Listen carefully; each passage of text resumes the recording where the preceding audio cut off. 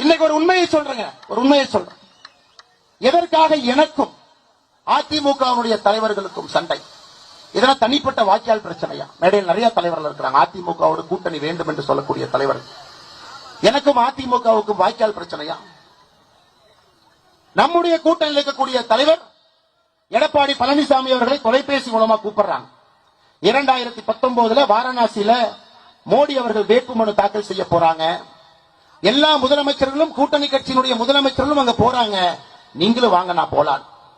அதற்கு எடப்பாடி பழனிசாமி சொன்ன பதில் என்னன்னா, தோற்க போகிற மோடிக்காக நான் எதற்கு வாரணாசிக்கு வர வேண்டும் என்று சொன்ன பதில். இல்லை என்று எடப்பாடி பழனிசாமி சொல்லட்டும்.